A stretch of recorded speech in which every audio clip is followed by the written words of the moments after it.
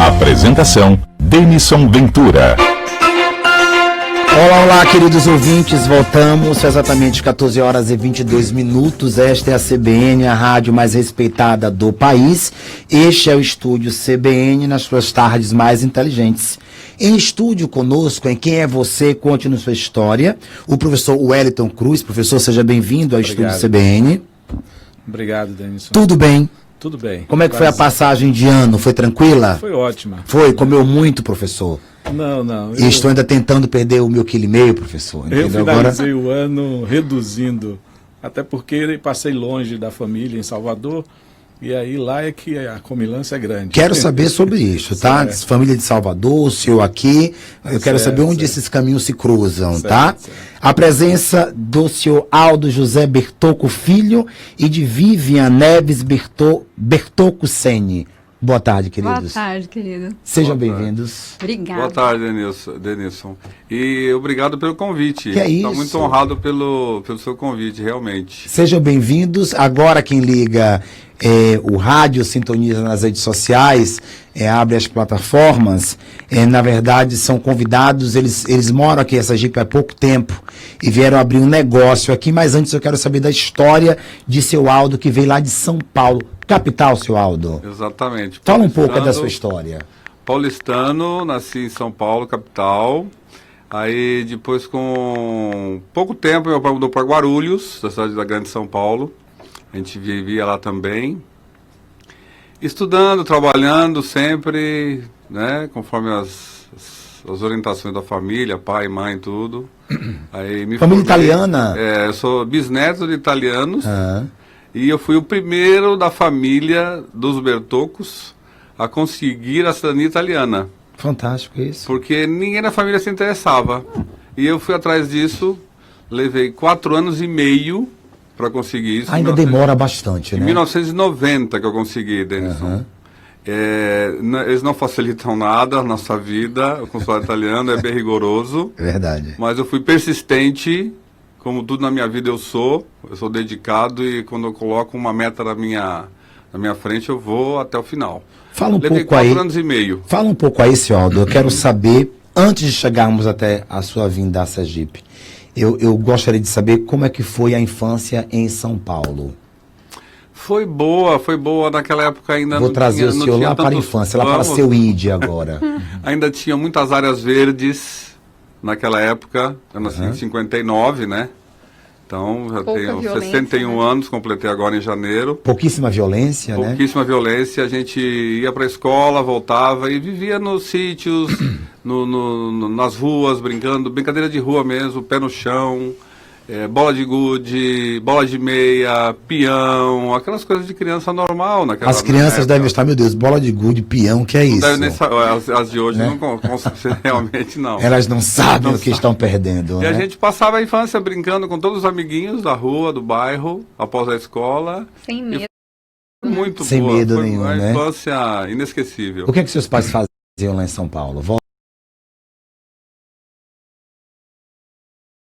ainda nessa questão da família. Muitos irmãos. Fala um pouco sobre Meu pai essa teve- família italiana. Meu pai, 9 irmãos.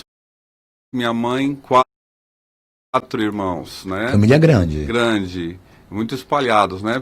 Por São Paulo, interior de São Paulo também. Meu pai, metalúrgico, estudou, trabalhou na área de qualidade, usinagem, caldeiraria, a parte técnica também. E minha mãe, né, do lar, cuidava da gente. Quantos filhos? Eu e mais 2 irmãos, A família. Aí vocês já 3, né? 3 pessoas. Todos moram ainda em São Paulo hoje? Estão, minha mãe, meu irmão e minha irmã estão em São José dos Campos. Sim. Meu pai já faleceu, infelizmente, e a família toda está lá, tá toda em São Paulo. Nesse período aí entre São Paulo e Aracaju, Uhum. na adolescência, quais foram as experiências? Por quê? Porque neste quadro das sextas-feiras, nós gostamos de que as pessoas, quer dizer, somos hoje um país de 12 milhões de pessoas desempregadas, né? E muitas delas não acreditam no próprio potencial, né? Elas têm um potencial, têm um sonho, têm uma perspectiva, mas a própria estrutura do país faz com que elas não coloquem os seus sonhos em prática. Então, a gente gosta de repartir as experiências das pessoas, porque ver uma pessoa pronta é muito fácil, né? Interessante é saber o que ela fez para a sua construção. Como é que foi sua adolescência? Já trabalhava na adolescência? Esse é um ponto interessante. Eu, como filho mais velho, com 14 anos, já comecei a trabalhar. A educação que eu tive dos meus pais é você vai estudar e trabalhar como qualquer pessoa normal. E com 14 anos, meu pai foi comigo, tirou a carteira profissional e falou, agora você vai trabalhar. Eu, com 14 anos, falei, mas já? Ele falou, sim, já está na hora de você trabalhar. E comecei minha vida profissional com 14 anos de idade, trabalhava de dia, estudava à noite. Os meus irmãos já foram privilegiados, já trabalharam só depois de formados. Eu, como mais velho, tive que pagar o preço, né? Fez aquela tradição, né? O mais velho tem que ir à frente, né? Tem que ir à frente, exatamente. E qual era esse trabalho aos 14? O primeiro trabalho meu foi de office boy. Pois é. Office boy. Tinha muito isso, né? Office boy. É verdade. Era 14 anos, o menino era office boy. Para mim foi até bom, porque eu descobri novos mundos, né? Eu já comecei a adquirir experiência de vida muito cedo. Responsabilidades positivas, né? né? Quando eu tinha essa idade, eu não gostei muito dessa ideia do meu pai, eu vou ser sincero. Claro, óbvio. Mas depois de mais maduro, eu falei, valeu a pena e muito, muito. Fala um pouco da trajetória de office boy aos 14 anos. Boy, eu quero um pouco da sua cronologia agora da carteira de trabalho. Vamos lá. Então, office boy aos 14 anos. Em seguida, entrei no Senai para fazer mecânica geral. Fiz ajustagem mecânica, tornearia mecânica, desenho técnico. Isso com que idade, querido? 14 anos e meio. Ah, com 14 anos e meio. Eu fiquei só 6 meses. Só 6 meses. Sim. Tá. Já entrei para fazer o Senai, já com 14 anos e meio. E o Senai existe ainda, viu, gente? Até hoje. Até hoje aí. É uma escola excelente. Excelente. Para os jovens. E eu peguei uma turma, inclusive, que foi a primeira turma do Senai, que eles pegaram uma turma com a escolaridade avançada. Então eles fizeram um curso de 1 ano e meio só, porque normalmente demoravam de 3 a 4 anos fazer esse curso no Senai. Sim. Que era escola, as matérias normais, mais a aprendizagem na oficina. A minha turma, inclusive, foi a primeira turma que fez em 1 ano e meio. Então eu praticamente só tive as matérias técnicas. Então, me formei em mecânica geral. A partir daí tive contato com usinagem, tornearia, várias coisas de empresa, e adorei a parte técnica.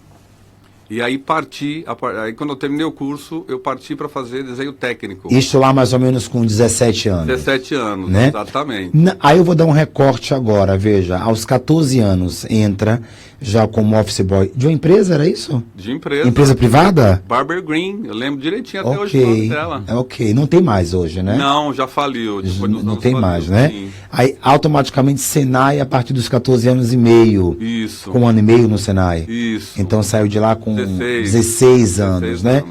Aí toda a garotada que nos escuta agora está em casa nesse momento, a grande maioria, nesse momento pode, eu libero, né? Pegando o celular para nos ouvir, obviamente, né? Mas não há produtividade. Tem a escola pela manhã, algumas têm a escola pela manhã e a escola à tarde, e um tempo que fica ocioso, que as pessoas acham que não há tempo porque ficam literalmente com a cara grudada nas redes sociais, né? Ao invés de tentar ir aprender, de fazer um curso, de trabalhar na empresa do pai, na empresa da família, na empresa de um amigo da família e ganhando esta interação social que muito faz falta. Eu comento sempre isso porque na Europa é muito comum de as pessoas fazerem isso. O jovem está o tempo inteiro trabalhando. No Brasil, os pais meio que super protegem e não deixam os filhos trabalharem. Nós vamos ao repórter CBN, tá? Que é o nosso informe de rede, e voltamos já com as suas opiniões, inclusive do professor também, sobre esse aspecto. Ok? Eu volto já já. Repórter CBN. Oferecimento Verão Supertem. Ofertas com preços que ninguém tem. Ventilador mundial 40 centímetros 4 par. R$ 99,90. Whisky Chivas 12 anos. 750 ml. Embalagem em lata. R$ 72,90. Whisky Ballantines 8 anos. 750 ml. R$ 39,90. Só no Mini Mercado Petrox.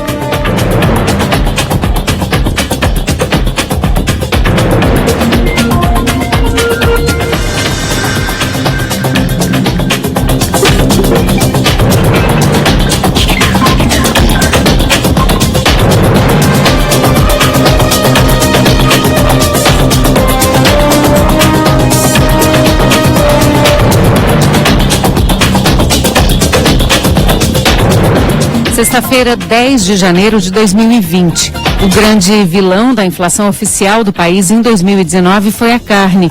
O item acumulou alta de 32% ao longo do ano e teve impacto de 0,86 ponto percentual no IPCA.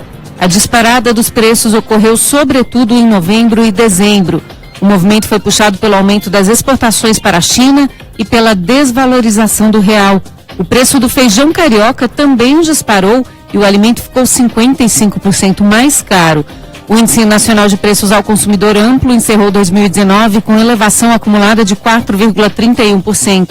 É a maior inflação anual desde 2016. Os dados foram divulgados pelo IBGE. O governador de São Paulo, João Dória, disse que se equivocou ao afirmar que as privatizações dos portos de Santos e São Sebastião, no litoral paulista, ocorreriam neste ano. A declaração desagradou o presidente Jair Bolsonaro, que disse que Dória tentava pressionar o governo federal. O governador de São Paulo pediu desculpas e afirmou que as privatizações serão feitas até 2021. A Organização de Aviação Civil iraniana